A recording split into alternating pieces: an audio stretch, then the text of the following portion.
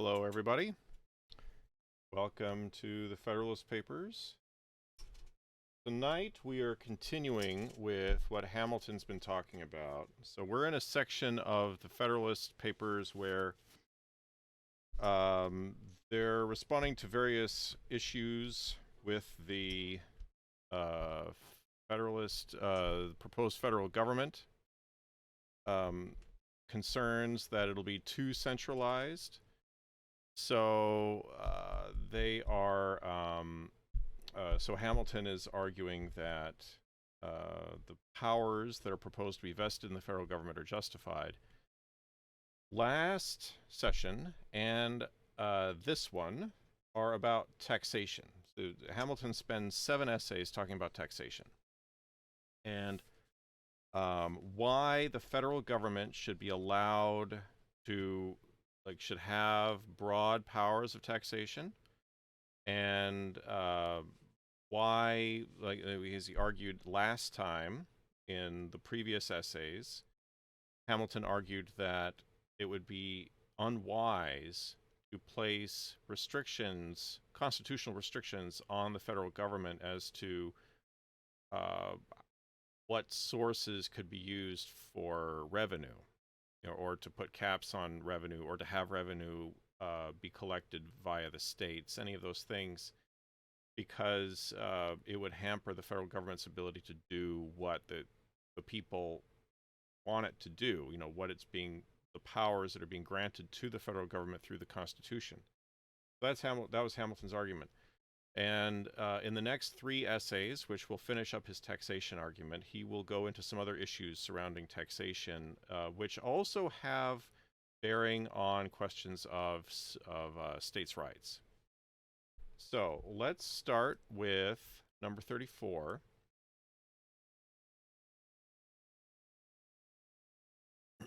So all 3 of these are Hamilton. Okay. So, number 34. I flatter myself it has been clearly shown in my last number that the particular states under the proposed Constitution would have co-equal authority with the Union in the article of revenue, except as to duties on imports. As this leaves open to the states far the greatest part of the resources of the community, there can be no color for the assertion that they would not possess means as abundant as could be desired for the supply of their own wants, and dependent of all external control. That the field is sufficiently wide will more fully appear when we come to develop the inconsiderable share of the public expenses for which it will fall to the lot of the state government to provide. One thing that I want to notice, he's been using this word color, and he's been doing this in previous essays, and I haven't mentioned it because I figured, oh, he's just doing it once, I won't call attention to it, but he keeps doing it, so I might as well address it. When he uses the word color, he's using that as a synonym for pretext. So he's saying there can be no pretext for the assertion that they would not possess means as abundant as could be desired. And regarding the co-equal authority, that goes back to one of the basic ideas of the Federalist Papers, which is that the philosophy behind the Constitution, which is that the states and the federal government they both rest directly on the people. They both are governments set up by the people. To argue upon abstract principles that this coordinate authority cannot exist would be to set up theory and supposition against fact and reality. However proper such reasonings might be to show that a thing ought not to exist, they are wholly to be rejected when they are made use of to prove that it does not exist. Oh, hey, Eric. Yeah, that's right, the British spelling. The, what would be a term for that? The Commonwealth spelling? However proper such reasonings might be to show that a thing ought not to exist, they are wholly to be rejected when they are made use of to prove that it does not exist, contrary to the evidence of the fact itself. It is well known that in the Roman Republic, the legislative authority in the last resort resided for ages in 2 different political bodies, not as branches of the same legislature, but as distinct and independent legislatures, in each of which an opposite interest prevailed, in one the patrician, in the other the plebeian. Many arguments might have been adduced to prove the unfitness of two such seemingly contradictory authorities, each having power to annul or repeal the acts of the other. But a man would have been regarded as frantic who should have attempted at Rome to disprove their existence. Hey, Tubdus, I don't know how to pronounce that. Everyone in America. That makes me wonder, like, is that true? Everyone? That's probably true. That's probably true. Come to think of it. I'm thinking maybe, like, in Philippine English, do they use the American spelling? Yeah. Yeah, it might just be an American thing. Anyway. Who should have attempted at Rome to disprove their existence. It will readily be understood that I allude to the comitia centuriata and the comitia tributia. The former, in which the people voted by centuries, was so arranged as to give a superiority to the patrician interest. In the latter, in which numbers prevailed, the plebeian interest had an entire predominancy. And yet these two legislatures coexisted for ages, and the Roman Republic attained to the pinnacle of human greatness. I mean, he kind of, I could, I don't know, expand on it, but basically he says it like this is a thing in Roman governance. They had these two separate powers. The tribunes were separate from the Senate. He each just calls them patrician and plebeian. I don't remember what all the terminology for the institutions were, but I guess he calls them comitia centuriata and comitia retributia maybe. But the tribunes were a separate thing in the government, independent of that. So he's basically just using that as an example of how you can have separate institutions, separate powers within a government, and they don't have to necessarily conflict with each other. And I guess I feel like I need to address the way I pronounce these. I know most people aren't going to care, but some Latinists might care, or some people who have studied some Latin. So I need to address it now because I'm sure, this is the kind of thing that you would get a comment on. So pronunciation things are always things that people get commented on YouTube. When I say comitia centuriata, I'm using the traditional English pronunciation of Latin, which is different now. So nowadays, when people study Latin, this is way off topic, but since it's a Latin phrase, I want to address it. Nowadays, when people in the English-speaking world learn Latin, they learn one of two pronunciations. Most of them learn the classical pronunciation, which is a reconstructed pronunciation where scholars have reconstructed how Latin was pronounced in the time of Cicero and Julius Caesar, like 1st century BC and 1st century AD, kind of the classical period of Roman history. And according to that system, it would be comitia centuriata, where the C's are always a K sound, always a hard C, a K sound. And you have very pure, the 5 pure vowels, like in Italian. There are long and short vowels, like centuriata. I'm pretty sure that's a long A, long A sound. And then comitia tributia.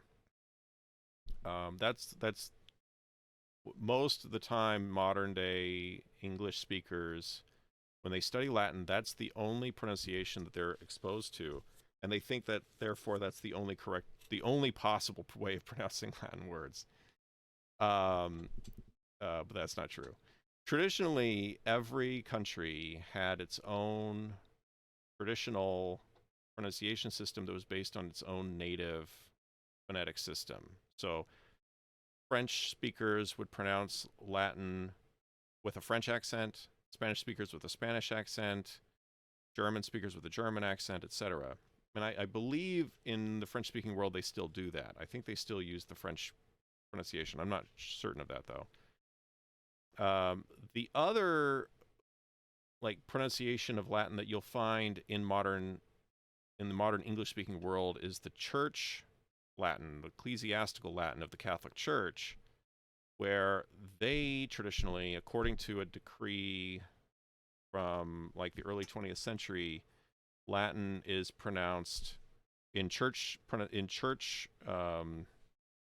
Catholic contexts with an Italian accent. They use the traditional Italian pronunciation.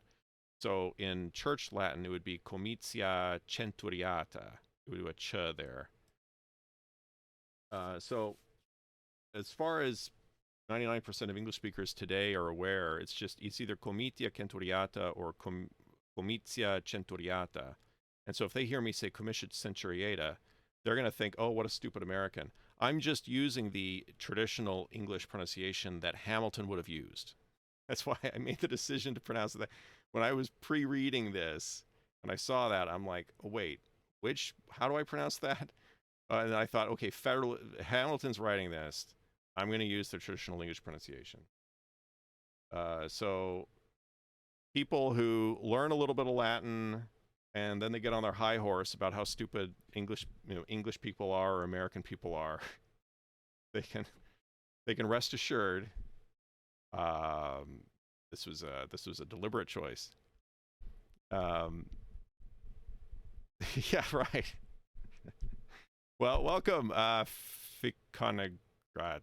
I don't know how to pronounce that. Half the time when people come on here, I have no idea how to pronounce their handle. All right.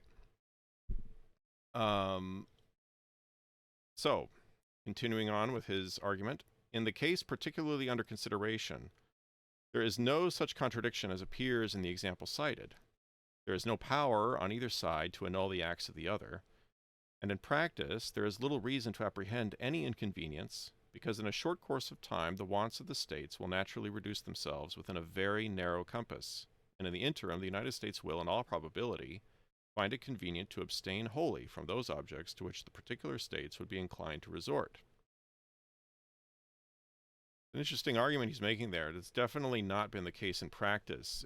He's, to kind of reword what he's saying, you don't have to worry about there being a conflict between state power and federal power, because state power will always kind of naturally pertain to intra-state affairs, things that pertain inside of the state. And so therefore the states aren't going to be stepping on federal power, federal jurisdiction. On the other hand, the federal government is never going to be interested in dealing with things that the states are interested in.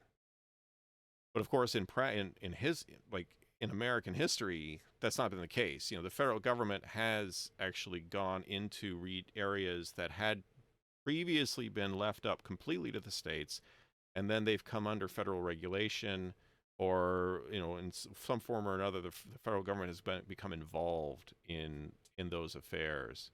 So Hamilton was incorrect in his prediction there. Pronounce it with a Latin pronunciation. Okay. Apiconigrats. Maybe I should do that with everyone's name. Wait, Uyghur would pronounce Swahili. Wow, Swahili with an Uyghur accent. I cannot do that accent. I'm not able to do that accent. Okay. To form a more precise judgment of the true merits of this question, it will be well to advert to the proportion between the objects that will require a federal provision in respect to revenue and those which will require a state provision.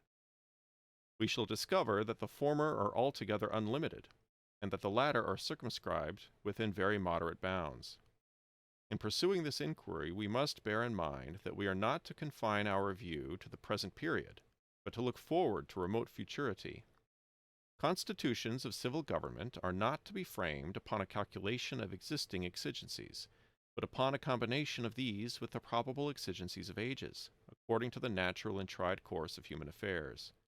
Nothing, therefore, can be more fallacious than to infer the extent of any power proper to be lodged in the national government from an estimate of its immediate necessities.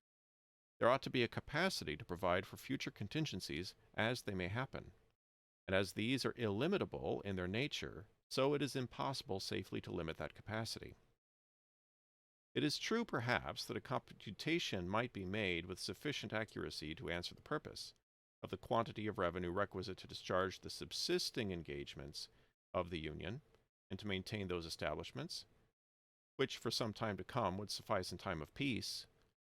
But would it be wise, or would it not rather be the extreme of folly, to stop at this point, and to leave the government entrusted with the care of the national defense in a state of absolute incapacity to provide for the protections of the community against future invasions of the public peace by foreign war or domestic convulsions.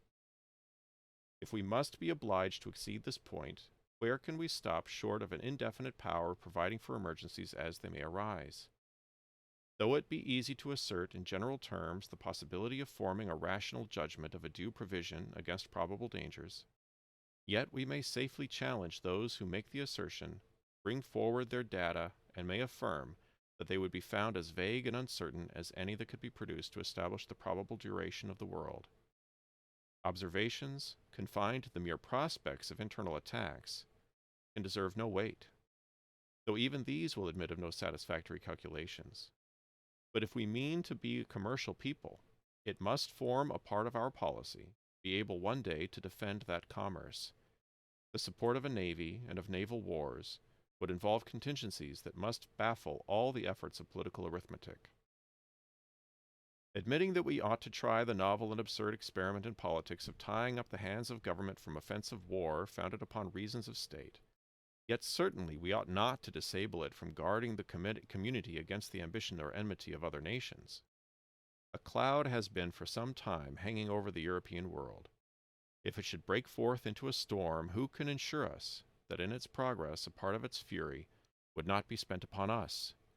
No reasonable man would hastily pronounce that we are entirely out of its reach. Or if the combustible materials that now seem to be collecting should be dissipated without coming to maturity, or if a flame should be kindled without extending to us, what security can we have that our tranquillity will long remain undisturbed from some other cause or from some other quarter? Let us recollect that peace or war will not always be left to our option, that however moderate or unambitious we may be, we cannot count upon the moderation or hope to extinguish the ambition of others. We could have imagined, at the conclusion of the last war, that France and Britain, wearied and exhausted as they both were, would already have looked with so hostile an aspect upon each other. To judge from the history of mankind, we shall be compelled to conclude that the fiery and destructive passions of war reign in the human breast with much more powerful sway than the mild and beneficent sentiments of peace, and that to model our political systems upon speculations of lasting tranquility would be to calculate on the weaker springs of the human character. So to summarize what he's walked through here, he said you can't put any limits on how much the federal government can collect. You could possibly calculate how much the federal government is likely to need in the future, in the foreseeable future in peacetime. But war is very expensive. There's no way we could predict how much we would spend in a war. And then he addresses the possible counterpoint, well, why don't we just put in the Constitution the U.S. is not allowed to go to war? Which he replies, well, that's fine, but we can't stop other countries from attacking us. That's what he says here. And he uses the example of contemporary events. He's writing this in 1787, and he says that Britain and France are in a state of tension. Now, this is before the Revolutionary Wars started. Where does he refer to this? 1780. This might be early 1788 at this point, January 1788, I think. Yeah, a cloud has been for some time hanging over the European world. So that's even before the Revolutionary Wars started.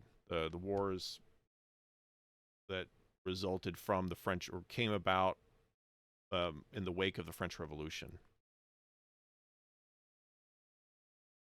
Okay, let me catch up with the comments here. Wait, first of all, okay, I think this is where I am, so I'm going to mark my place. Before the federal income tax, what was the rough split of how big state and federal budgets were? That's a good question. I don't know.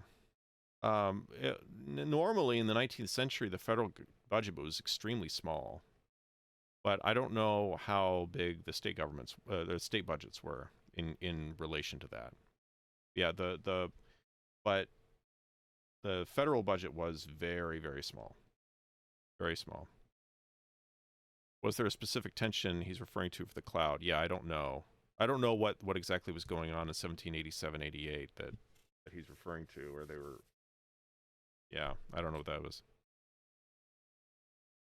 If someone in 1787 had described the events leading up to the War of 1812, how plausible would it have seemed to the people in 1787? Quite plausible, because they were talking. So in 1812, um, the main issue there, as I understand it, to the extent of my knowledge, the main issue there was impressment, where American sailors were being, British sailors, British people who had migrated to the U.S. and had joined the U.S. Merchant Marine or the U.S. sailing ships, or Americans who were serving as crewmen on U.S. sailing vessels. British ships were intercepting those American ships and forcing those men into the British Navy. The rationale for that on the British side was that they were saying these were British subjects who had who'd gone AWOL. They had served in the British Navy, and then they'd gone AWOL, and then were serving on an American vessel in order to get out of the war, because this was wartime with France. And so they were just retrieving, their own sailors. But the American claim was that they're not just getting actual British sailors who had absconded, or, they had escaped and gone AWOL. They're also taking men who were not previously part of the British Navy. Now, that was an issue even in the 1790s. Now, I don't know specifically 1788. I don't know, 1787, 88. But that was definitely an issue throughout the 1790s. So I don't think it would have seemed far-fetched to them, especially given the situation in the 80s where the British were not, and to be fair, also the Americans, but from the American perspective, the British were not living up to all of their promises in the Treaty of Paris that had ended the Revolutionary War. So the idea that the British would not be fair dealers in 1812 would have seemed very, very normal. Other concerns in the War of 1812 had to do with the Indians in the West, in what was then the West, in the Northwest and Southwest, and the situation with Canada. All those things were things that would have been understandable to people in 1787-88. Federalists might have argued that it would be harder for South Carolina to resist impressment than it would be for a Union. Yeah, that's true. Yeah, I mean, neither of those had a navy at this point, but it was far more likely that the federal government would be able to create a navy than the state of South Carolina could create a navy to protect shipping. Yeah, and that point of making a navy to protect shipping, that's actually something Hamilton has talked about, or talks about during the Federalist Papers. What are the chief sources of expense in every government? What has occasioned that enormous accumulation of debts with which several of the European nations are oppressed? The answer plainly is wars and rebellions, the support of those institutions which are necessary to guard the body politic against these two most mortal diseases of society. The expenses arising from those institutions which relate to the mere domestic police of a state, the support of its legislative, executive, and judiciary departments, with their different appendages, and to the encouragement of agriculture and manufactures, which will comprehend almost all the objects of state expenditure, are insignificant in comparison with those which relate to the national defense. In the kingdom of Great Britain, where all the ostentatious apparatus of monarchy is to be provided for, not above a 15th part of the annual income of the nation is appropriated to the class of expenses last mentioned. The other 14/15ths are absorbed in the payment of the interest of debts contracted for carrying on the wars in which that country has been engaged, and in the maintenance of fleets and armies. If, on the one hand, it should be observed that the expenses incurred in the prosecution of the ambitious enterprises and vainglorious pursuits of a monarchy are not a proper standard by which to judge of those which might be necessary in a republic, it ought, on the other hand, to be remarked that there should be as great a disproportion between the profusion and extravagance of a wealthy kingdom in its domestic administration, and the frugality and economy, which in that particular become the modest simplicity of republican government. If we balance a proper deduction from one side against that which it is supposed ought to be made from the other, the proportion may still be considered as holding good. But let us take a view of the large debt which we have ourselves contracted in a single war, and let us only calculate on a common share of the events which disturb the peace of nations, and we shall instantly perceive, without the aid of any elaborate illustration, that there must always be an immense disproportion between the objects of federal and state expenditure. It is true that several of the states separately are encumbered with considerable debts, which are an excrescence of the late war.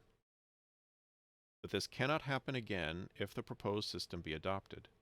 And when these debts are discharged, the only call for revenue of any consequence which the state governments will continue to experience will be for the mere support of their respective civil lists, which, if we add all contingencies, the total amount in every state ought to fall considerably short of $1 million. All right, so a couple things I want to mention in this paragraph.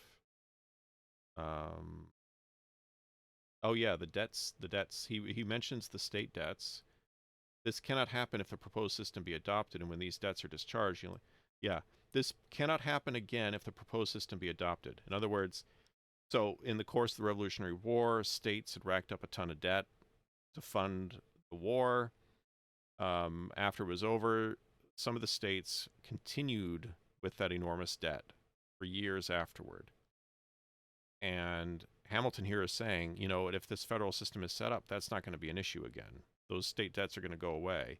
So he's anticipating here, he already has in mind the programs that he introduced to Congress in the early 1790s of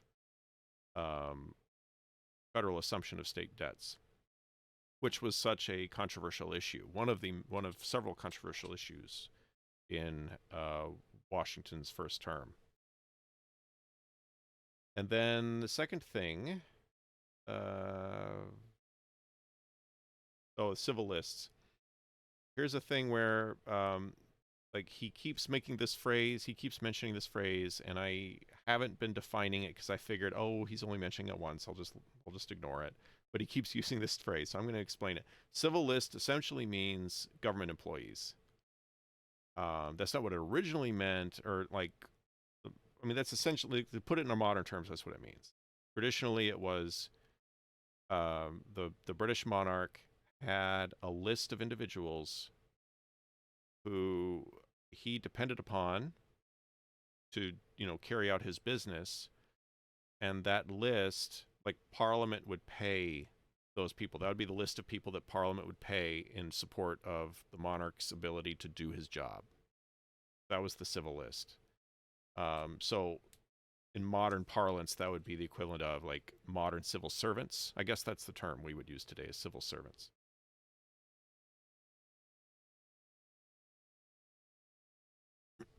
If it cannot be denied to be a just principle that in framing a constitution of government for a nation, we ought, in those provisions which are designed to be permanent, to calculate not on temporary but on permanent causes of expense, our attention would be directed to a provision in favor of the state governments for an annual sum of about $1 million, while the exigencies of the Union could be susceptible of no limits, even in imagination. In this view of the subject, by what logic can it be maintained that the local governments ought to command in perpetuity an exclusive source of revenue for any sum beyond that which has been stated? To extend its power further, in exclusion of the authority of the Union, would be to take the resources of the community out of those hands which stood in need of them for the public welfare, in order to put them into other hands which could have no just or proper occasion for them. Suppose, then, the convention had been inclined to proceed upon the principles of a repartition of the objects of revenue between the Union and its members, in proportion to their comparative necessities. What particular fund could have been selected for the use of the states that would not either have been too much or too little for their present, too much for their future wants? As to the line of separation between external and internal taxes, this would leave to the states, at a rough computation, the command of 2/3 of the resources of the community to defray from 1/10 to 1/20 of its expenses. He's referring there to the proposal that they make a provision in the Constitution where the states will have their exclusive right to all internal taxes, and the federal government will only collect tax that's external in nature, like taxes on imports. So that's what he's referring to there. And he's saying that would make no sense because state budgets are going to be so much smaller than the federal budget that it'd be disproportionate to do it that way, given the relative amounts of revenue that would come from those two sources. And to the union, okay, yeah, I guess I stopped in the middle of that. And to the union, 1/3 of the resources of the community to defray from 9/10 to 19/20 of its expenses. If we desert this boundary and content ourselves with leaving to the states an exclusive power of taxing houses and lands, there would still be a great disproportion between the means and the end. The possession of 1/3 of the resources of the community to supply at most 1/10 of its wants. If any fund could have been selected and appropriated equal to and not greater than the object, it would have been inadequate to the discharge of the existing debts of the particular states, and would have left them dependent on the Union for a provision of for this purpose. The preceding train of observations will justify the position which has been elsewhere laid down, that a concurrent jurisdiction in the article of taxation was the only admissible substitute for an entire subordination in respect to this branch of power of state authority to that of the Union. Any separation of the objects of revenue that could have been fallen upon would have amounted to a sacrifice of the great interests of the Union to the power of the individual states. The convention thought the concurrent jurisdiction preferable to that subordination, and it is evident that it has at least the merit of reconciling an indefinite constitutional power of taxation in the federal government with an adequate and independent power in the states to provide for their own necessities. There remain a few other lights in which this important subject of taxation will claim a further consideration. Publius, and so there he's saying, I'm going to, I have a few more things to say about taxation, which he'll do in 2 more essays. But you're getting the sense here, this is a common theme throughout Hamilton, is the implicit trust he has in the federal government, that the federal government is not something to be feared. There's nothing to be feared in giving the federal government unlimited power. And from Hamilton's perspective, we don't have to fear that because the federal government is by the people. It's derived from the people. It is an expression of the people's will, just as state governments are in a republican system. So his willingness to trust the federal government with unlimited tax power is a reflection of that.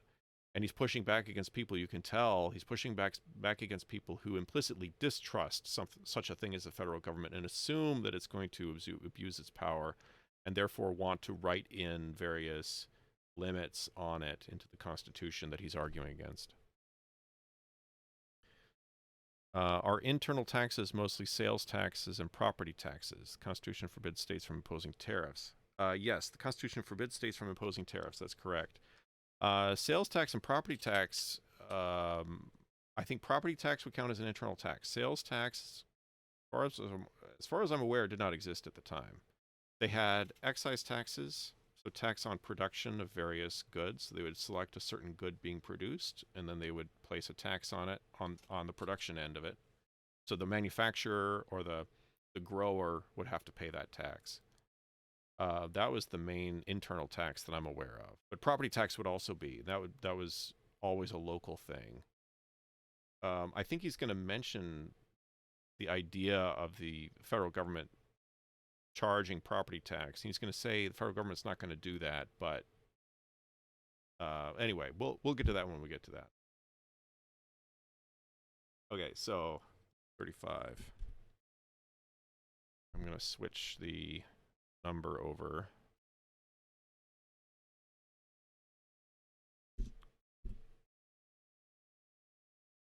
We've got 3 essays by Hamilton tonight. And then after this, we won't see Hamilton for a long time. There's going to be a whole bunch of Madison for weeks and weeks and weeks. We're just going to be in Madison time, Madison essays. All right. So, number 35. Before we proceed to examine any other objections to an indefinite power of taxation in the Union, I shall make one general remark. which is that if the jurisdiction of the national government in the article of revenue should be restricted to particular objects, it would naturally occasion an undue proportion of the public burthens to fall upon those objects. Two evils would spring from this source: the oppression of particular branches of industry, and an unequal distribution of the taxes as well among the several states as among the citizens of the same state. Suppose, as has been contended for, federal power of taxation were to be confined to duties on imports. It is evident that the government, for want of being able to command other resources, would frequently be tempted to extend these duties to an injurious excess. There are persons who imagine that this can never be the case, since the higher they are, the more it is alleged they will tend to discourage an extravagant consumption, to produce a favorable balance of trade, and to promote domestic manufactures. But all extremes are pernicious in various ways. Exorbitant duties on imported articles serve to beget a general spirit of smuggling, which is always prejudicial to the fair trader and eventually to the revenue itself. They tend to render other classes of the community tributary, in an improper degree, to the manufacturing classes, to whom they give a premature monopoly of the markets. They sometimes force industry out of its most natural channels into others in which it flows with less advantage. And in the last place, they oppress the merchant, who is often obliged to pay them himself without any retribution from the consumer. When the demand is equal to the quantity of goods at market, the consumer generally pays the duty. But when the markets happen to be overstocked, a great proportion falls upon the merchant, and sometimes not only exhausts his profits, but breaks in upon his capital. I am apt to think that a division of the duty between the seller and the buyer more often happens than is commonly imagined. It is not always possible to raise the price of a commodity in exact proportion to every additional imposition laid upon it. The merchant, especially in a country of small commercial capital, is often under a necessity of keeping prices down in order to a more expeditious sale. And this topic, by the way, this topic of import duties, this is going to be an ongoing issue. And he touches on some of the aspects of it here that, as it continued to be an ongoing issue for decades, into American political history in the early 19th century. But the point of where he says here, they tend to render other classes of the community tributary to the manufacturing classes. So import duties, he says, tend to render other classes of the community tributary to the manufacturing classes. In other words, import duties favor manufacturers, which is the case, or at least that's the standard interpretation. I assume that's what an economist would say. I'm not an economist, but that's traditionally how it's been represented in American history, the way American history is taught. That there was a long ongoing debate in early American history between high tariffs and low tariffs. People who wanted high tariffs wanted the high tariffs because they would make it easier for American manufacturers to compete domestically. So, for American consumers, when American consumers are purchasing a product, they would be more likely to purchase an American-made product if the price of the imports was higher. The British-made and German-made and whatever else, European-made articles typically were of higher quality than American-made articles. And so American manufacturers could not compete on an even playing field with these imports. And so by having high tariffs, you would artificially raise the price. At least this was the theory. You would raise the price. Hamilton's kind of partially arguing against this idea. But you would raise the price on the imports. That would therefore make the domestic articles more appealing to an American consumer. The flip side of that is it makes stuff more expensive for consumers. So it was in the consumer's best interest to have low tariffs. And so that was the tug of war in American politics in the first half of I think mainly in the first half of the American, 19th century. First half of the 19th century, between people who wanted high tariffs, which would favor American manufacturers, and people who wanted low tariffs, who would favor essentially American farmers, but American consumers more broadly. And so he's alluding to that here, how high tariffs essentially favor the manufacturing classes and make everybody kind of tributary to them and give them a premature monopoly of the markets. So he's expressing a free trade sentiment. And then he says some other things. But I find this part interesting, that he doesn't agree with that conventional wisdom that implementing tariffs, or as he calls them here, import duties, or what does he call them? Does he call them duties? Duties on imports. That doesn't always get passed on to the consumer. Oftentimes, the merchant has to absorb some of that cost himself. In 1788, is it likely that the American intelligentsia have all read Wealth of Nations? Nah, I don't know. I'm sure some of them had, but I mean, it was definitely available, but I don't know how many of them had actually read it by then. Of course, it had been 12 years, so I don't know.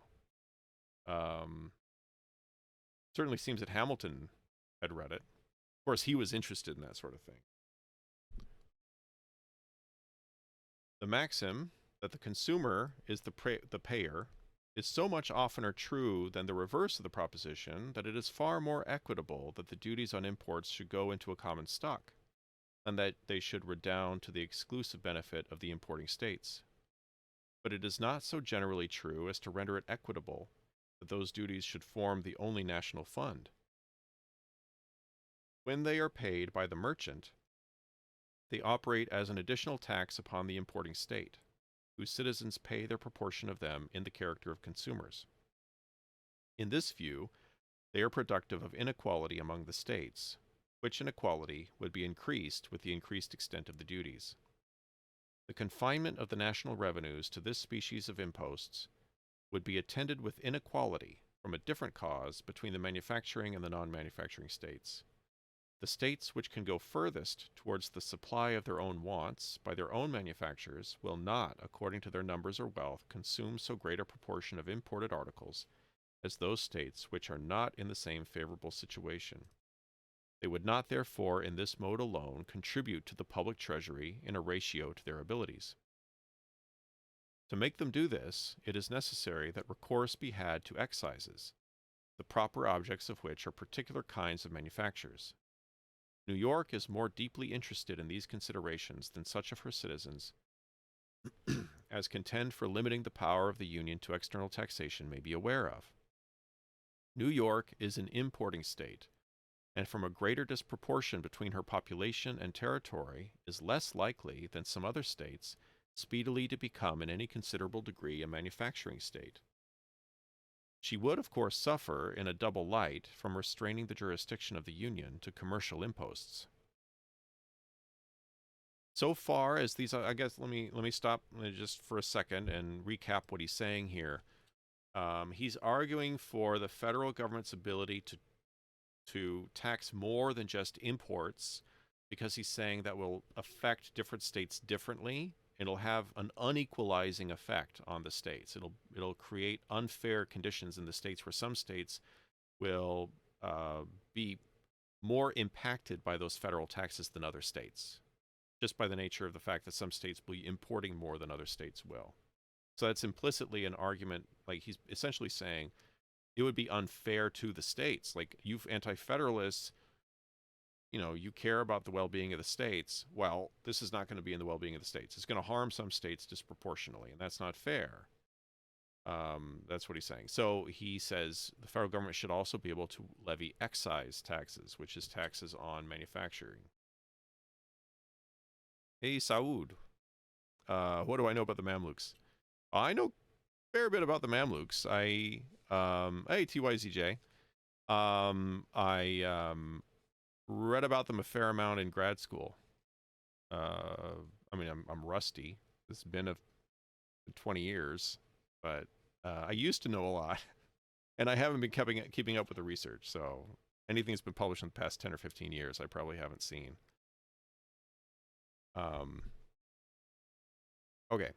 So far as these observations tend to inculcate a danger of the import duties being extended to an injurious extreme, it may be observed conformably to a remark made in another part of these papers that the interest of the revenue itself would be a sufficient guard against such an extreme.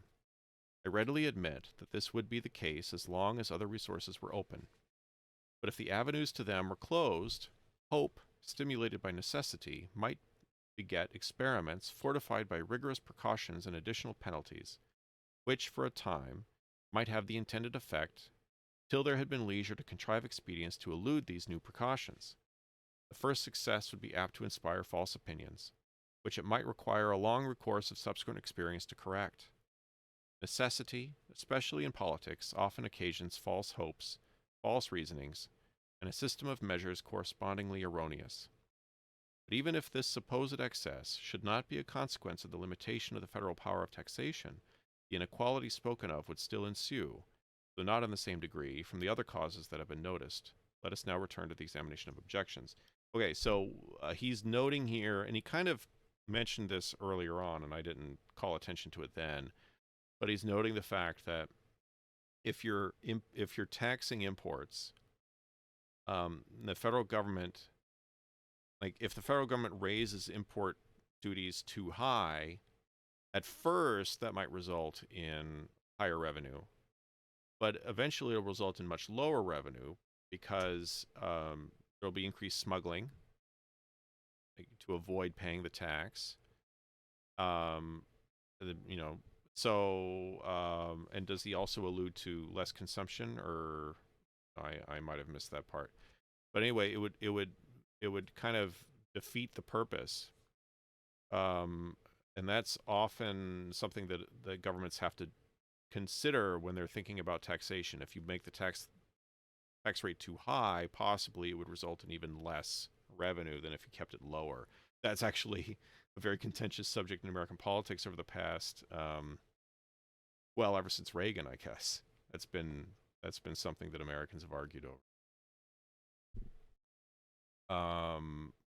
That was the whole point of Thatcher and Reagan. They had a different idea of what that relationship is between tax level and revenue. Okay. Oh, let me catch up on the chat. So the argument is that New York is relatively agrarian compared to Virginia or Massachusetts. Compared to Massachusetts, yes. Now, Virginia was agrarian too, but the manufacturing at the time was limited to New England. I mean, there might have been a little bit of manufacturing around New York, but yeah, New York was primarily an agrarian state at the time. Luca Tim, the Twitch sidebar shows a channel is offline by grayscaling the profile picture, so your grayscale profile picture makes it look like you're always offline in the sidebar. Oh, okay. So I should change my profile picture so it doesn't look grayscale. Okay. I'll have to come up with something. I actually don't know. Obviously I have no clue what to do with like pictures. I mean, I use the same one as I use on my YouTube channel, but I only picked that for the YouTube channel because I just there was no thought behind it. I just grabbed a picture. That was back when I had 0 subscribers. And then I didn't know. I still don't. I have no idea right now how to brand my channel or whatever. I have no clue. So I have the foggiest idea. If anyone has any ideas for what I can use for a PFP on Twitch or even on YouTube, let me know. I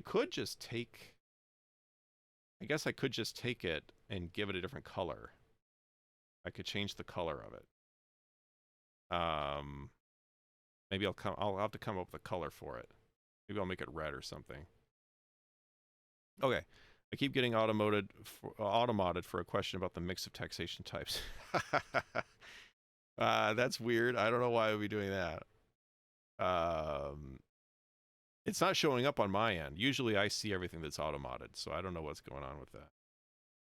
Really doing it helps some people who follow a lot of people on here. Yeah. Yeah, I'll have to come up with something.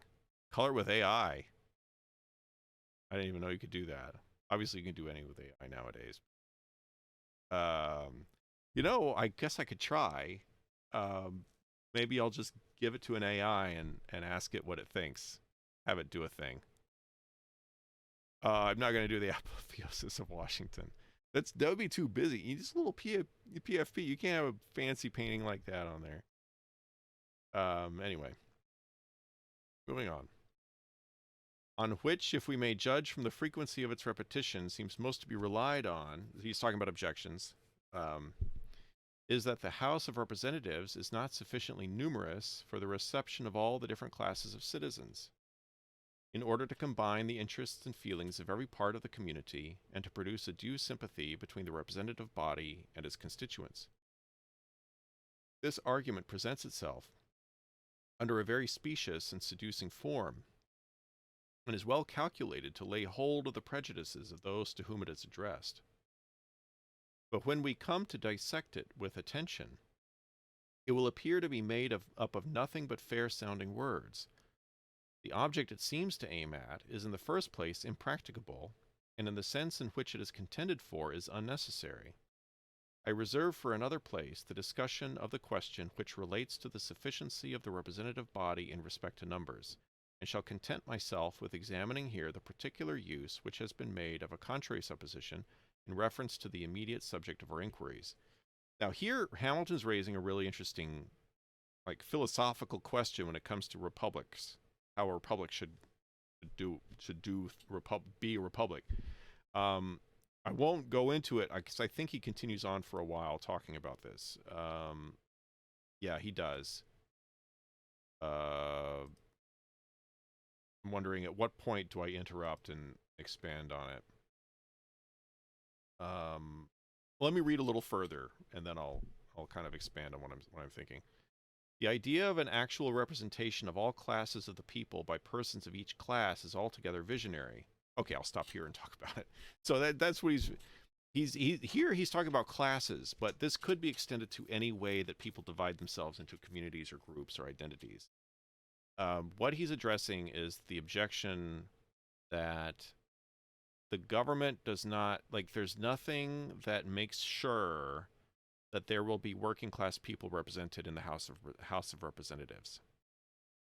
Perhaps we should have quotas according to what jobs people have. If you if you want a truly representative democracy, then the idea is you would make sure that every segment of the population is represented in the legislative body.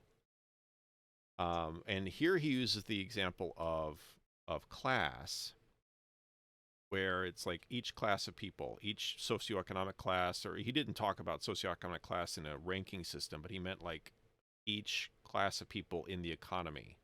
Landowners, manufacturers, merchants, artisans, etc. White-collar workers, he doesn't use that term, but intellectual class, which I guess would be white-collar workers. And would it be a better system if we figured out, if we made sure each of those groups was definitely represented? Hamilton makes a very clear point. He comes down very strongly on the negative. He says, no, we should not do that. That would be, well, he'll explain why he doesn't think so.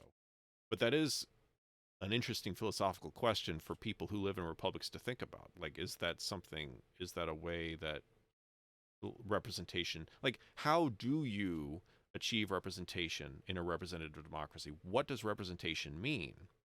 If you have a system, the representative, but it ends up, for example, I remember when I was a kid, I don't remember how old I was, but in the news or something, maybe it was during a presidential election, there was some talk about how many legislators are lawyers, how overrepresented the legal profession is among congressmen and among state legislators. And people were like, that's not cool. We should have people from other walks of life too. And then whenever a doctor or some other type of person would get elected, people would be like, oh, wow, he's not a lawyer. So that's an example of what I'm talking about. Like, is it a representative system if 90% of the representatives are lawyers by profession? Would it be better to have a representative system where, like, you make sure there's a certain number of people who work in the medical field, a certain number of people who work in the building trades, a certain number of people who work in, I don't know, retail and so on? Or is that even necessary for it to be a representative system? Oh, yeah, let me get caught up here. I think Rush argued Adams and Jefferson are both philosopher kings. Do they like philosophy? Yeah, they do like philosophy, absolutely. The Romans and Greeks allocated voting blocks to different economic classes, I think. Yeah, I'm not sure, actually. Classical civilizations are not my strong point. The first past the post regional voting system can easily end up not representing some big category that is never a majority. Yeah, so I mean, that's the thing. Like, yeah. I mean, yeah, what essentially, what does it mean? What does representation even mean? I think Romer Publius. Yeah. Okay, so let me continue on here. The idea of an actual representation of all classes. So Hamilton's going to argue in the negative. We'll see what his arguments are. The idea of an actual representation of all classes of the people by persons of each class is altogether visionary. And by visionary, he means, like, nowadays we have a very positive connotation for that word. He means it in a negative connotation. It had a negative connotation back then. Visionary meaning like head in the clouds. We might say flaky today, or delusional, perhaps, is how, what that word meant at the time. Unless it were expressly provided in the Constitution that each different occupation should send one or more members, the thing would never take place in practice. Mechanics and manufacturers will always be inclined, with few exceptions, to give their votes to merchants, in preference to persons of their own professions or trades. Those discerning citizens are well aware that the mechanic and manufacturing arts furnish the materials of mercantile enterprise and industry. Many of them, indeed, are immediately connected with the operations of commerce. They know that the merchant is their natural patron and friend, and they are aware that however great the confidence they may justly feel in their own good sense, their interests can be more effectually promoted by the merchant than by themselves. They are sensible that their habits of life have not been such as to give them those acquired endowments without which, in a deliberative assembly, the greatest natural abilities are for the most part useless, and that the influence and weight and superior acquirements of the merchants render them more equal to a contest with any spirit which might happen to infuse itself into the public councils, unfriendly to the manufacturing and trading interests. These considerations, and many others that might be mentioned, prove, and experience confirms it, that artisans and manufacturers will commonly be disposed to bestow their votes upon merchants and those whom they recommend. We must therefore consider merchants as the natural representatives of all these classes of the community. With regard to the learned professions, little need be observed. They truly form no distinct interest in society, and according to their situation and talents, will be indiscriminately the objects of the confidence and choice of each other and of other parts of the community. Nothing remains but the landed interest, and this, in a political view, and particularly in relation to taxes, I take to be perfectly united, from the wealthiest landlord down to the poorest tenant. No tax can be laid on land which will not affect the proprietor of thousands of acres as well as the proprietor of a single acre. Every landholder will therefore have a common interest to keep the taxes on land as low as possible. The common interest may always be reckoned upon as the surest bond of sympathy. But if we even could suppose a distinction of interest between the opulent landholder and the middling farmer, what reason is there to conclude that the first would stand a better chance of being deputed to the national legislature than the last? If we take fact as our guide, and look into our own Senate and Assembly, he's referring to New York, we shall find that moderate proprietors of land prevail in both. Nor is this less the case in the Senate, which consists of a smaller number than in the Assembly, which is composed of a greater number. Where the qualifications of the electors are the same, whether they have to choose a small or a large number, their votes will fall upon those in whom they have the most confidence, whether these happen to be men of large fortunes, or of moderate property, or of no property at all. It is said to be necessary that all classes of citizens should have some of their own number in the representative body, in order that their feelings and interests may be the better understood and attended to. But we have seen that this will never happen under any arrangement that leaves the votes of the people free.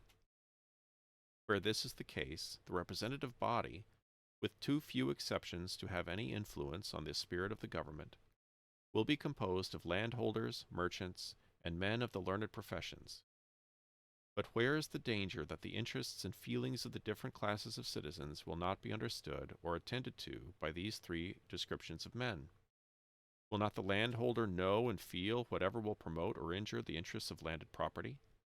And will he not, from his own interest in that species of property, be sufficiently prone to resist every attempt to prejudice or encumber it? Will not the merchant understand and be disposed to cultivate, as far as may be proper, the interests of the mechanic and manufacturing arts to which his commerce is so nearly allied? Will not the man of the learned profession, who will feel a neutrality to the rivalships among the different branches of industry, be likely to prove an impartial arbiter between them, ready to promote either, so far as it shall appear to him conducive to the general interests of the community? If we take into the account the momentary humors or dispositions which may happen to prevail in particular parts of the society, and to which a wise administration will never be inattentive, is the man whose situation leads to extensive inquiry and information less likely to be a competent judge of their nature, extent, and foundation, than one whose observation does not travel beyond the circle of his neighbors and acquaintances? Is it not natural that a man who is a candidate for the favor of the people, and who is dependent on the suffrages of his fellow citizens for the continuance of his public honors, should take care to inform himself of their dispositions and inclinations, and should be willing to allow them their proper degree of influence upon his conduct? This dependence, and the necessity of being bound himself and his posterity by the laws to which he gives his assent, are the true, and they are the strong cords of sympathy between the representative and the constituent. There is no part of the administration of government that requires extensive information and a thorough knowledge of the principles of political economy so much as the business of taxation. The man who understands those principles best will be least likely to resort to oppressive expedients or to sacrifice any particular class of citizens to the procurement of revenues. It might be demonstrated that the most productive system of finance will always be the least burdensome. There can be no doubt that in order to a judicious exercise of the power of taxation, it is necessary that the person in whose hands it is should be acquainted with the general genius, habits, and modes of thinking of the people at large, and with the resources of the country.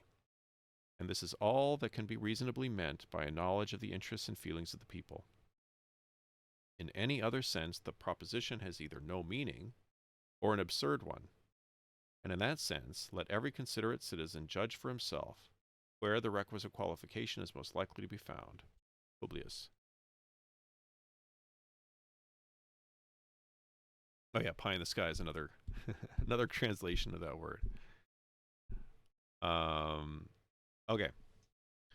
So that I hesitate to summarize what he said there because I don't want to color, because that is potentially a contentious issue. So I don't want to like distort what he's saying.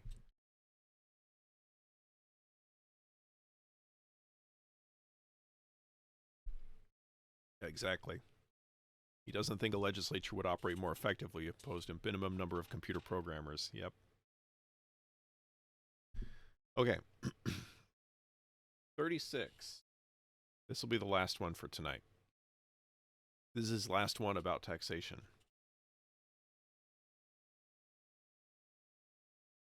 We have seen that the result of the observations, to which the foregoing number has been principally devoted, is that from the natural operation of the different interests and views of the various classes of the community, whether the representation of the people be more or less numerous, It will consist almost entirely of proprietors of land, of merchants, and of members of the learned professions, who will truly represent all those different interests and views.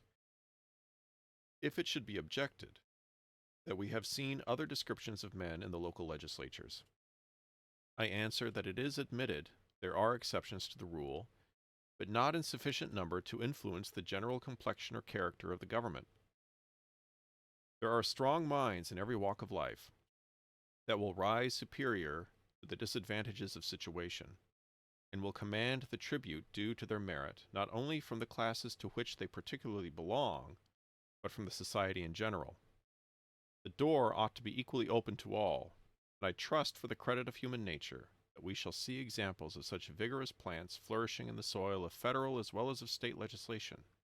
But occasional instances of this sort will not render the reasoning founded upon the general course of things less conclusive. The subject might be placed in several other lights that would all lead to the same result, and in particular it might be asked, what greater affinity or relation of interest can be conceived between the carpenter and blacksmith and the linen manufacturer or stocking weaver than between the merchant and either of them? It is notorious that there are often as great rivalships between different branches of the mechanic or manufacturing arts as there are between any of the departments of labor and industry, so that unless the representative body were to be far more numerous than would be consistent with any idea of regularity or wisdom in its deliberation, it is impossible that what seems to be the spirit of the objection we have been considering should ever be realized in practice. But I forbear to dwell longer on a matter which has hitherto worn too loose a garb to admit even of an accurate inspection of its real shape or tendency. There is another objection of a somewhat more precise nature which claims our attention. It has been asserted that a power of internal taxation in the national legislature could never be exercised with advantage, as well from the want of a sufficient knowledge of local circumstances, as from an interference between the revenue laws of the Union and of the particular states. The supposition of a want of proper knowledge seems to be entirely destitute of foundation. If any question is depending in a state legislature respecting one of the counties, which demands a knowledge of local details, how is it acquired? No doubt from the information of the members of the county. Cannot the like knowledge be obtained in the national legislature from the representatives of each state? And is it not to be presumed that the men who will generally be sent there will be possessed of the necessary degree of intelligence to be able to communicate that information? Is the knowledge of local circumstances as applied to taxation a minute topographical acquaintance with all the mountains, rivers, streams, highways, and bypaths in each state? Or is it a general acquaintance with its situation and resources, with the state of its agriculture, commerce, manufactures, the nature of its products and consumptions, with the different degrees and kinds of its wealth, property, and industry? Nations in general, even under governments of the more popular kind, usually commit the administration of their finances to single men, or to boards composed of a few individuals, who digest and prepare in the first instance the plans of taxation, which are afterwards passed into law by the authority of the sovereign or legislature. Inquisitive and enlightened statesmen are everywhere deemed best qualified to make a judicious selection of the objects proper for revenue, which is a clear indication, as far as the sense of mankind can have weight in the question, of the species of knowledge of local circumstances requisite to the purposes of taxation. The taxes intended to be comprised under the general denomination of internal taxes may be subdivided into those of the direct and those of the indirect kind. Though the objection be made to both, yet the reasoning upon it seems to be confined to the former branch.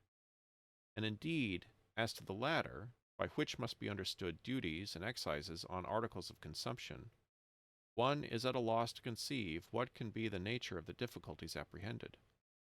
The knowledge relating to them must evidently be of a kind that will either be suggested by the nature of the article itself, or can easily be procured from any well-informed man, especially of the mercantile class. The circumstances that may distinguish its situation in one state from its situation in another must be few, simple, and easy to be comprehended. The principal thing to be attended to would be to avoid those articles which had been previously appropriated to the use of a particular state, and there could be no difficulty in ascertaining the revenue system of each. This could always be known from the respective codes of laws, as well as from the information of the members of the several states. Let's see. Hamilton doesn't think a legislature would operate more effectively. Yeah, right. I read that already. Awesome. You ordered a pizza. What pizza did you get, TYZJ?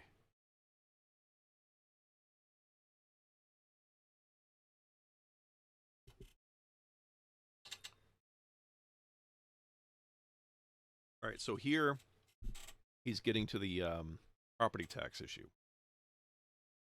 Or the question, I guess. It wasn't really an issue at the time, but the idea of federal government levying property tax, which it doesn't do and never has done as far as I know. The objection, when applied to real property or to houses and lands, appears to have at first sight more foundation, but even in this view, it will not bear a close examination. Land taxes are commonly laid in one of two modes, either by actual valuations, permanent or periodical, or by occasional assessments, at the discretion or according to the best judgment of certain officers whose duty it is to make them. In either case, the execution of the business, which alone requires the knowledge of local details, must be confided to discrete persons in the character of commissioners or assessors, elected by the people or appointed by the government for the purpose. All that the law can do must be to name the persons or to prescribe the manner of their election or appointment, to fix their numbers and qualifications, and to draw the general outlines of their powers and duties.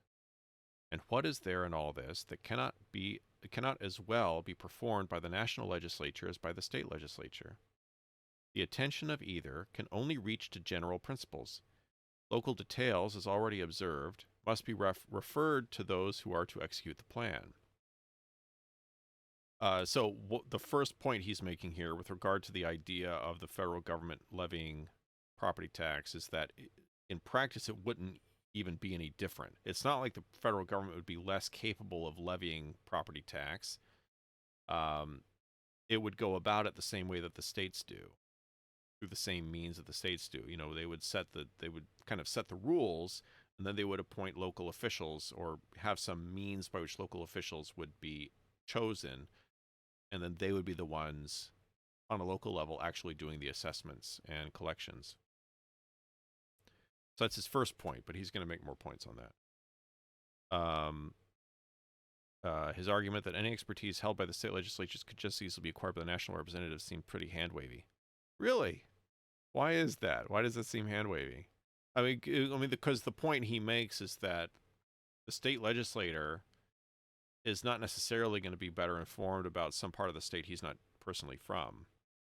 So the same means by which the state legislature finds out information would be the same way that they would do it on the federal level, right? I think China at that time is controlled by Qianlong and Japan controlled by Shogun. That's right. Yep. Qianlong. Yeah. Didn't he die in like 1795? I think he's still on the throne. Durian pizza.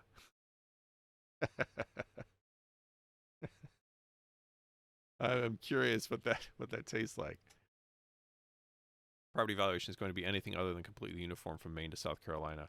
Well, I mean, he's kind of ignoring that point. I mean, in terms of the millage rate, like, yeah, I imagine if there were a federal property tax, it'd probably be the same millage rate everywhere, or maybe it would. I don't know. Maybe there'd be different. I don't know. It tastes like durian. Okay. If the districts for state legislature is the same size as the national districts, sure, expertise is roughly as equally acquired. Okay. But that's not his only point, though. He does have another point. So Hamilton continues, but there is a simple point of view in which this matter may be placed that must be altogether satisfactory. The national legislature can make use of the system of each state within that state. Method of laying and collecting this species of taxes in each state can, in all its parts, be adopted and employed by the federal government. Let it be recollected that the proportion of these taxes is not to be left to the discretion of the national legislature, but it is to be determined by the numbers of each state, as described in the second section of the first article. An actual census or enumeration of the people must furnish the rule, a circumstance which effectually shuts the door to partiality or oppression. The abuse of this power of taxation seems to have been provided against with guarded circumspection. In addition to the precaution just mentioned, there is a provision that all duties, imposts, and excises shall be uniform throughout the United States. It has been very properly observed by different speakers and writers on the side of the Constitution that if the exercise of the power of internal taxation by the Union should be judged beforehand upon mature consideration, or should be discovered on experiment to be really inconvenient, the federal government may forbear the use of it and have recourse to requisitions in its stead. By way of answer to this, it has been triumphantly asked, why not in the first instance omit that ambiguous power and rely upon the latter resource? Two solid answers may be given. The first is that the actual exercise of the power may be found both convenient and necessary, for it is impossible to prove in theory or otherwise than by the experiment that it cannot be advantageously exercised. The contrary, indeed, appears most probable. The second answer is that the existence of such a power in the Constitution will have a strong influence in giving efficacy to requisitions. When the states know that the Union can supply itself without their agency, it will be a powerful motive for exertion on their part. As to the interference of the revenue laws of the Union and of its members, we have already seen that there can be no clashing or repugnancy of authority. The laws cannot, therefore, in a legal sense, interfere with each other, and it is far from impossible to avoid an interference even in the policy of their different systems. An effectual expedient for this purpose will be mutually to abstain from those objects which either side may have first had recourse to. As neither can control the other, each will have an obvious and sensible interest in this reciprocal forbearance, and where there is an immediate common interest, we may safely count upon its operation. When the particular debts of the states are done away, and their expenses come to be limited within their natural compass, possibility almost of interference will vanish. Small land tax will answer the purpose of the states, and will be their most simple and most fit resource. Hello,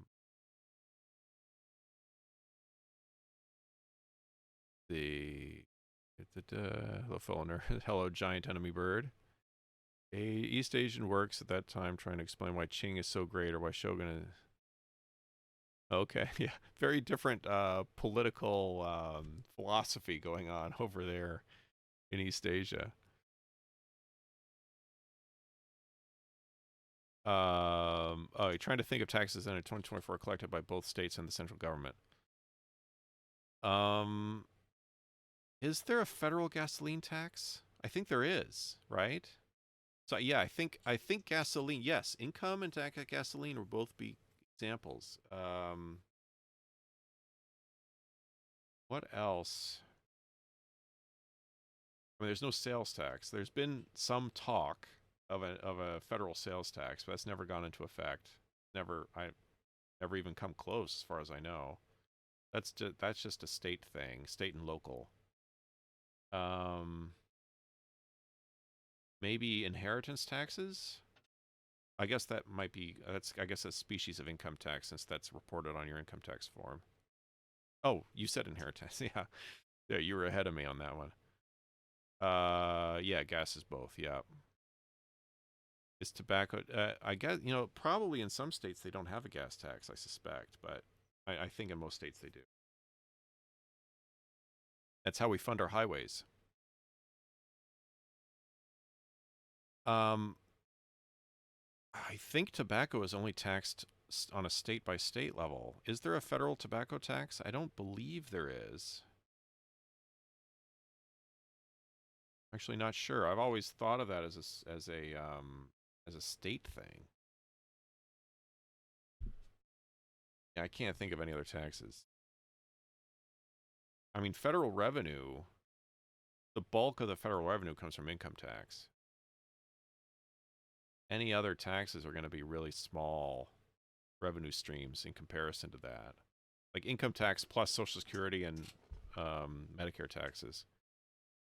Oh, there is a federal. Okay, interesting. I know the state sales tax on tobacco can be quite different from one state to another, to the extent that people will drive across state lines to buy cigarettes, depending on where they live. Oh, where was I? I think I'm down here. Yeah, I'm right here. Okay. Many specters have been raised out of this power of internal taxation to excite the apprehensions of the people. Double sets of revenue officers, a duplication of their burthens by double taxations, and the frightful forms of odious and oppressive poll taxes have been played off with all the ingenious dexterity of political legerdemain. As to the first point, there are two cases in which there can be no room for double sets of officers. One, where the right of imposing the tax is exclusively vested in the Union, which applies to the duties on imports. The other, where the object has not fallen under any state regulation or provision, which may be applicable to a variety of objects. In other cases, the probability is that the United States will either wholly abstain from objects preoccupied for local purposes, or will make use of the state officers and state regulations for collecting the additional imposition. So I guess to pause here, I believe gasoline taxes are collected by the states, and then the states pass that money on to the federal government. I could be mistaken on that, but I believe that's how it works. So that would be an example of what he's talking about.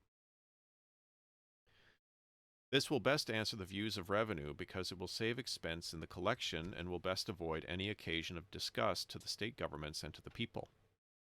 At all events, here is a practicable expedient for avoiding such an inconvenience, and nothing more can be required than to show that evils predicted do not necessarily result from the plan. As to any argument derived from a supposed system of influence, it is a sufficient answer to say that it ought not to be presumed, but the supposition is susceptible of a more precise answer. If such a spirit should infest the councils of the Union, the most certain road to the accomplishment of its aim would be to employ the state officers as much as possible, and to attach them to the Union by an accumulation of their emoluments. This would serve to turn the tide of state influence into the channels of the national government instead of making federal influence flow in an opposite and adverse current. But all suppositions of this kind are invidious and ought to be banished from the consideration of the great question before the people.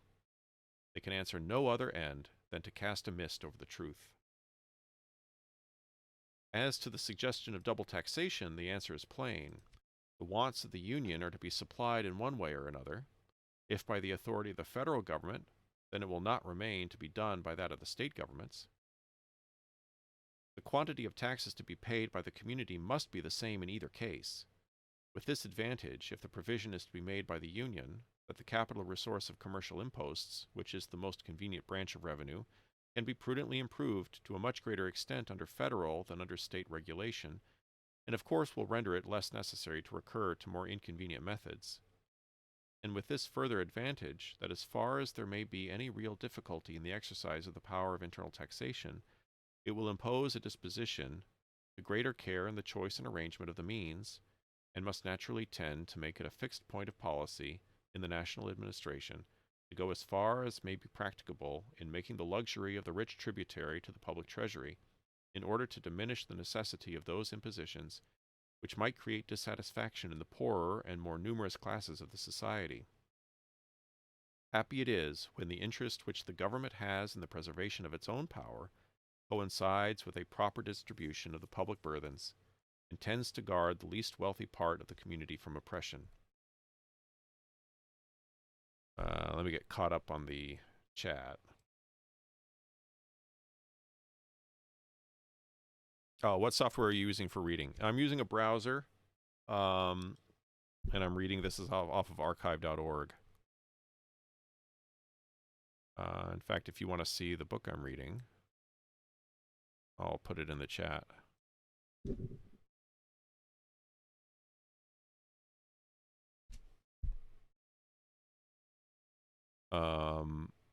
Yeah, Internet Archive, right. By the way, thanks for ruining all the magic for me regarding the Library of Alexandria. You're welcome. It needed to be ruined. The magic around the Library of Alexandria was misplaced.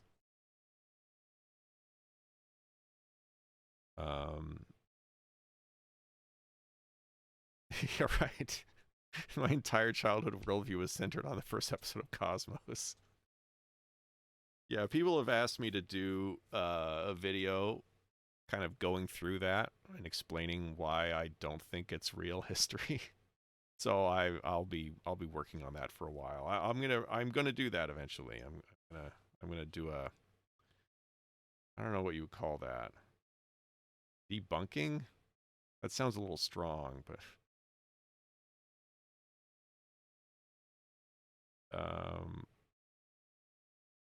oh my gosh, he definitely was not a martyr to science.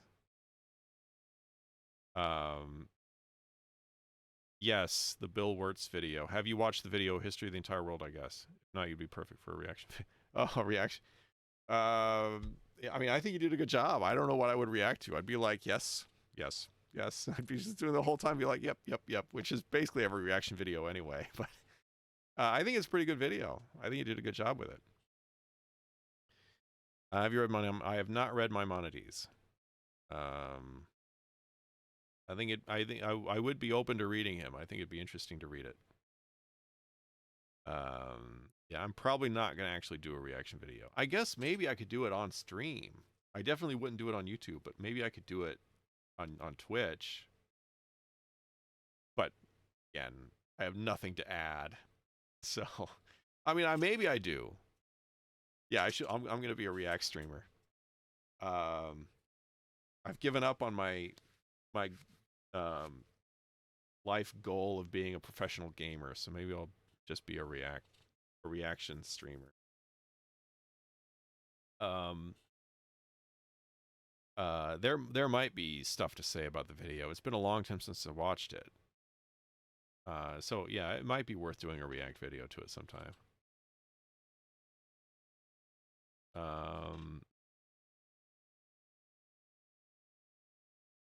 I could do little tangents during my reaction video.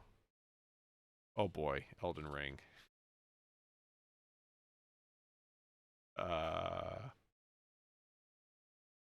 Yeah. How often do they have to resort to the people are smart? They will elect wise and scrupulous leaders, and thus this is not a problem. They do it pretty regularly, actually. I mean, it's not all the time, but that's been mentioned several times so far, and I'm sure it'll come up again.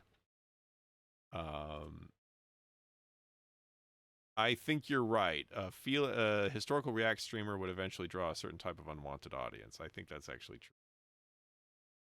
And anyway, there's already a historical React streamer kind of niche on YouTube. There's like a whole set of people on YouTube who do that. I'm probably not adding much if I do it too. Okay.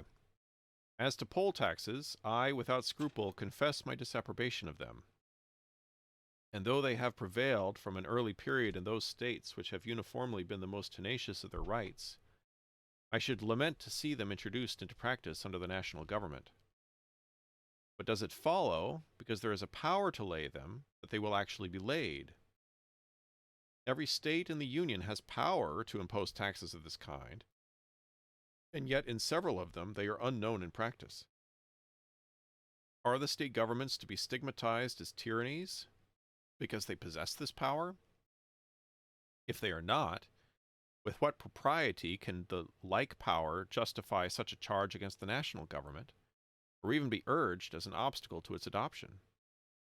As little friendly as I am to the species of imposition, I still feel a thorough conviction that the power of having recourse to it ought to exist in the federal government.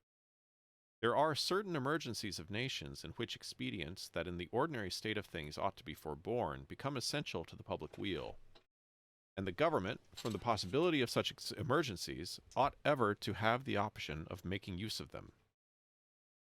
The real scarcity of objects in this country, which may be considered as productive sources of revenue, is a reason peculiar to itself for not abridging the discretion of the national councils in this respect.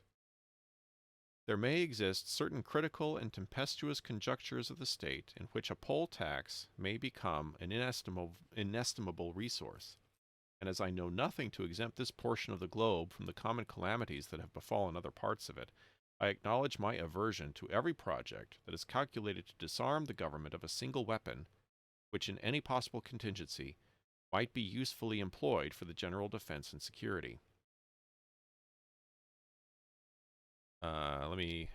He's going to wrap things up here. Is a good point for me to stop.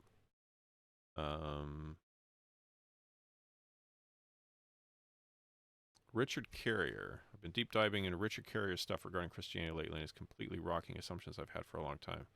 I'm not familiar with Richard Carrier. Interesting.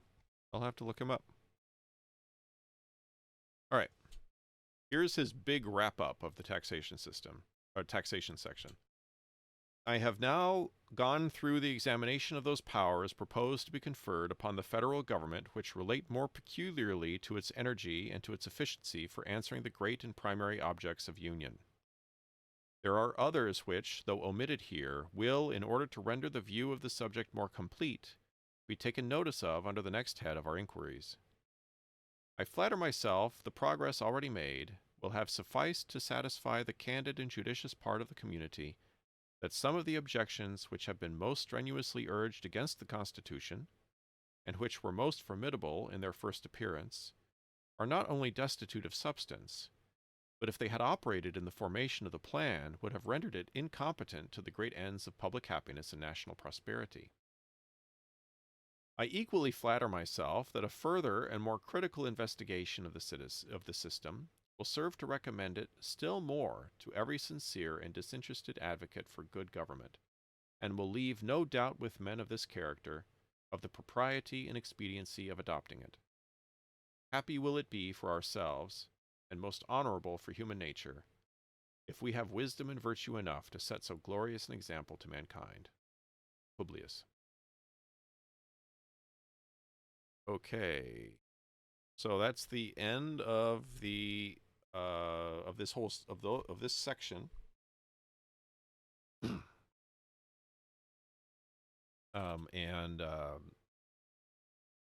Then starting with the next essay, number 37, we switch to Madison, and he will start out talking about the difficulties that the framers faced in the Constitutional Convention, and essentially just talking about federalism in general and the idea of creating a federal system, but that's where he'll be starting with. So many computers. Yeah, I'm not rich. I bought this laptop on eBay, and recently the trackpad broke for some reason. Oh yeah. I am being very careful not to reveal spoilers for what Madison's going to say. We got to be careful about that.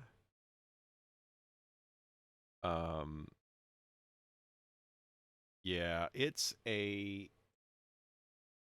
not a ThinkPad. It's what's it called? It's a Think Book. I am a big ThinkPad guy. I have like half a dozen ThinkPads. But that was when I was just using Linux, and so you could run Linux on old ThinkPads. You can't run Windows on old ThinkPads. Anyway, I bought that to be a Windows laptop for channel purposes. I don't know how easy it is to replace stuff. It's so thin. I think everything's probably glued together in there. Yeah, ThinkPads. You are all correct. You are all correct. ThinkPads are the best.